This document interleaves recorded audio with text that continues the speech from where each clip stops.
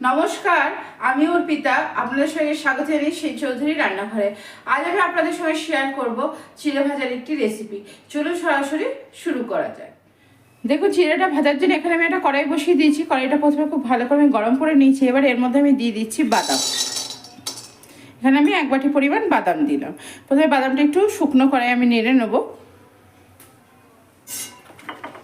দেখুন, বাদামটা আমি হালকা করে নেড়ে নিয়ে আমি এর মধ্যে এবার দিয়ে দিচ্ছি সাদা তেল।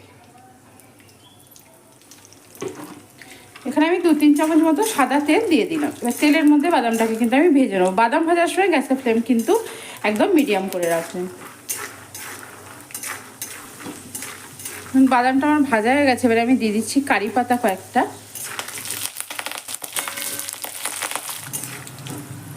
দেখুন, একদম লাল লাল করে আমি বাদামগুলো ভেজে নিলাম। কারি পাতাটা আমার ভাজা হয়ে গেছে। এবার আমি এর মধ্যে দিয়ে দিচ্ছি চিড়ে।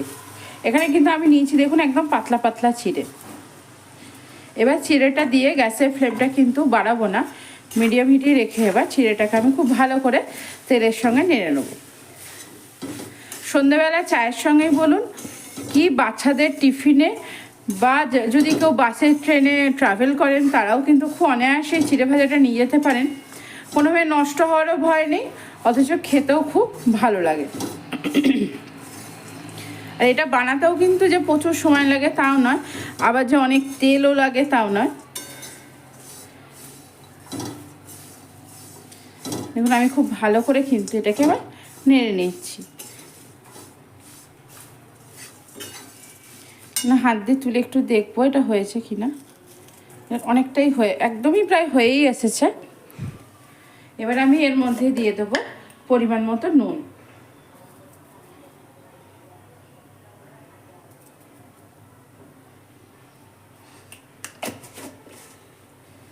দেখুন, দিয়ে দিলাম পরিমাণ মতো নুন। বা নুন দিয়েও আবার কিন্তু আমি ভেজে নেব।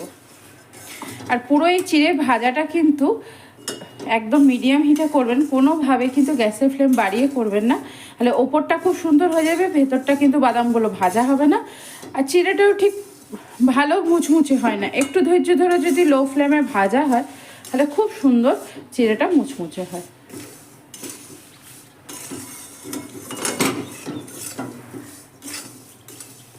আপনারা কিন্তু এইভাবে চিড়ে ভেজে স্টোর করেও রাখতে পারেন। একদম ঠান্ডা হয়ে যাওয়ার পর অনায়াসে শিশির মধ্যে স্টোর করে রাখতে পারেন। যে কোনো খাবার কাঁচের শিশি বা স্টিলের জায়গাতে রাখলে তো ভালোই থাকে, আমরা সকলেই জানি। প্লাস্টিকের জায়গাটা অ্যাভয়েড করবেন।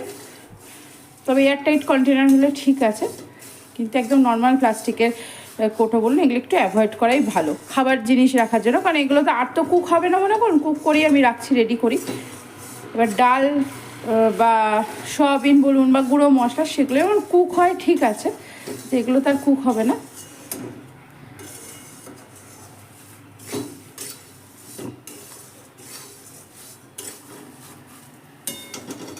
দেখুন, আমার একদম কুক হয়ে গেছে খুব ভালো করে, গুঁড়ো গুঁড়োই হয়ে যাচ্ছে।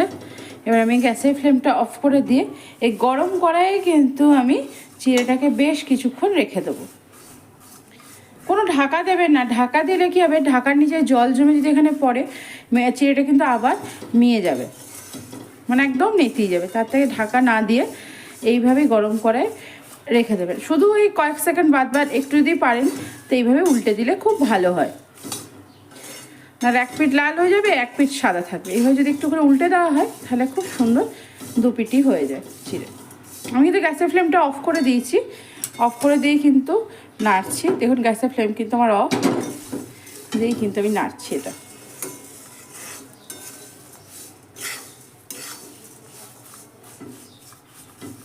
আমি এবার এটা গরম করে কিছুক্ষণ রাখবো, আর কিছুক্ষণ অন্তর অন্তর একবার করে নেড়ে দেবো। দেখুন, চিড়েটা আমার খুব সুন্দরভাবে হিটটা অ্যাবজর্ব করেছে।